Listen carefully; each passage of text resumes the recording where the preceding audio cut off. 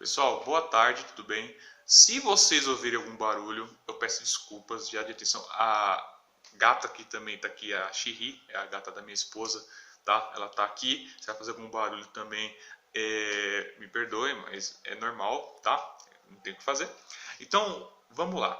É assim, ó, a gente conversou na aula passada sobre a noção de talento e dons, né? Ou dons, né? A gente vai estar falando hoje sobre competência e habilidade.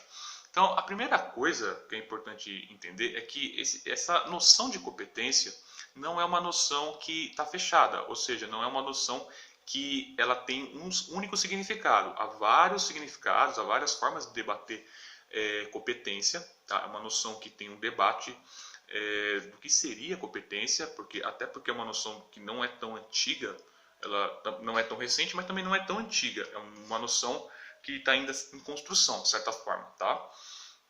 E basicamente é assim, eu vou estar usando como base para a noção que eu estarei falando aqui de um autor que é do livro, o nome do livro dele, né?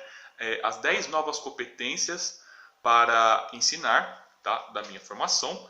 Esse autor, se você for pegar o livro dele para ver, vai ficar muito nítido que quando eu falo de talento ou dons, eu estou falando de uma aptidão natural, certo?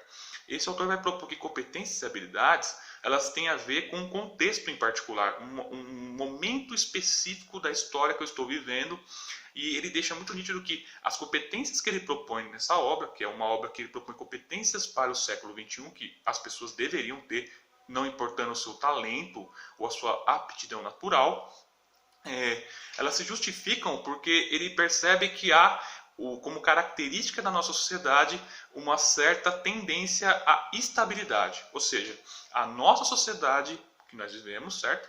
É uma sociedade que é muito estável, certo? Ou seja, profissões que tinham 10 anos atrás desapareceram, formas de trabalhar desaparecem diariamente, formas de você se vestir surgem a todo momento, modas, entre outras coisas, mostra que a sociedade é muito estável. Então, o mais importante que uma pessoa deveria aprender na escola é lidar com essa estabilidade da sociedade. Como conseguir lidar com essa estabilidade, entender que sempre deve continuar sempre os estudos, sempre aprender mais competências, mais habilidades, tudo bem? E é importante, a noção de competência para ele não está ligado exatamente a ter, por exemplo, muito conteúdo, muito pelo contrário, ele vai propor que uma pessoa competente, né, uma pessoa com essa característica de competência, ela não está ligada à pessoa erudita. O que é uma pessoa erudita? É uma pessoa que acumula muito conhecimento, que tem muita leitura, mas não necessariamente é a mesma coisa. Tá bom? Não é a mesma coisa. Então, vamos lá, vamos começar a entender o que seria essa ideia de competência. Então, é assim, eu vou dar um exemplo que vai ficar bem nítido do que eu estou dizendo. Assim, algumas pessoas nunca devem ter colocado a mão em um carro. Outras já devem, alguns que vão estar me assistindo aqui, devem estar aprendendo a dirigir, tá? Então, quando eu vou iniciar o processo de aprender a dirigir um carro, um automóvel, normalmente é um processo extremamente duro, difícil, porque o meu corpo, né, o meu corpo basicamente, ele não está acostumado a ter toda a capacidade para dominar o processo de dirigir. Então, eu vou pegar, no primeiro momento eu não vou conseguir ao mesmo tempo trocar a marcha, certo? Trocar as marchas e com o pé, né, mexer na embreagem, no freio, por aí vai. Eu não vou conseguir também ter a capacidade de tudo ao mesmo tempo pegar e olhar os espelhos para ver se está vindo alguém atrás de mim, do lado. Então o que acontece? O corpo, para ele conseguir aprender a dirigir um automóvel, certo? Esse processo de aprender a dirigir, eu tenho que elevar ao máximo todas as minhas capacidades que eu tenho. Ou seja, competência é um processo para esse autor. É um processo onde todos nós, certo? Utilizamos o máximo de esforço para dominar um novo conhecimento.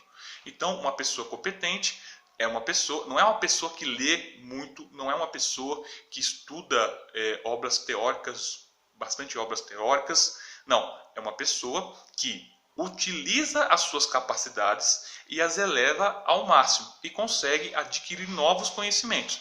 Você já percebeu que aí há um sofrimento. Aprender a dirigir, pode perguntar. Talvez você tenha dado lá do seu pai ou da sua mãe, você pode perguntar. O processo de aprender a dirigir não é fácil. É uma dor de cabeça, é difícil. O que é bom é o resultado. O processo não é bom. Então, o processo da pessoa competente é a pessoa que consegue lidar com o inesperado e consegue levar o seu conhecimento atual a um patamar que ela consegue adquirir um novo conhecimento. Tudo bem? Então, o que acontece? O processo de aprender a dirigir é o processo de construção da competência, que tem sofrimento, que existe uma necessidade de você fazer coisas que você acha que você não consegue. O processo final, quando você domina essa capacidade de dirigir, você vai adquirir uma habilidade. A habilidade é o processo que resulta a competência, tudo bem? Se a competência é o processo, a habilidade é o final. Então, quando você olha para o seu pai, ou para sua mãe, ou para um adulto, ou para alguém que dirige bem, é uma pessoa que entra no carro sem necessitar olhar para o pedal, certo? Ela troca o pedal sem olhar para a marcha, é algo que ela faz automaticamente. Quando eu pego e domino uma competência, eu construo uma habilidade. E essa habilidade, certo? Ela é realizada de forma automática. Parece até fácil. Não sei se você já passou por essa situação. Você olha para uma pessoa e vê ela fazendo uma determinada atividade e parece que é extremamente simples fazer aquilo. Porque a pessoa, eu vou dar um exemplo. Algumas pessoas, eu trabalhei com meu pai como serviço de pedreiro por alguns anos. E algumas pessoas viam meu pai colocando piso e achavam que era super simples, certo? Super fácil, super de boa, super rápido de fazer isso. E quando as pessoas tentavam fazer a mesma coisa que meu pai, elas não entendiam que meu pai passou por um processo de construção de competências que elas não passaram. Então aí elas quebravam a cara, entendeu? Só porque uma pessoa faz uma atividade de forma automática não quer dizer que isso é algo fácil de fazer. Tudo bem? São coisas diferentes. Então, a habilidade é o processo, é o resultado final que você tem a partir do momento quando você domina uma competência. Normalmente, a habilidade é onde você vai ter prazer. Isso é importante, porque o que o autor está pontuando aqui? É muito comum as pessoas falarem que a educação ela deve ser um processo que você vai causar felicidade no aluno e por aí vai. Na verdade, o processo de construção de competências que esse autor propõe, que deve ser base da educação, não é um processo alegre e nem feliz. É um processo extremamente duro. A felicidade ou o prazer vai aparecer quando você domina a competência, que é a habilidade. Ou seja, a pessoa que aprende a dirigir provavelmente não é uma pessoa muito alegre nem muito feliz. O processo que ela está aprendendo ali é duro e cansativo. Agora, a pessoa, depois desse processo, aí sim ela vai ter um resultado que vai dar satisfação e prazer para ela. Tudo bem? Então, o que esse autor está dizendo? Existe uma série de competências e habilidades que nós vamos penar, certo? Para ter e que nós devemos ter. Porque ele vai mostrar o seguinte na avaliação dele. Ele vai mostrar que a nossa sociedade é uma sociedade da inovação e se a gente se limitar a tarefas rotineiras, a efetuar, por exemplo, trabalhos mecânicos, digamos assim, mecânicos repetitivos, nós provavelmente teremos uma situação que a gente pode não conseguir sobreviver. Por quê? Porque se você tiver com seu pai ou sua mãe, uma pessoa mais, não agora, mas próxima de você, que tem uma certa idade, talvez você pode perguntar para ela como que foi, por exemplo, aqui na nossa região, o ABC, né? Nós estamos no ABC paulista, o processo de alteração de quantidade de vagas e por aí vai. O que você observa?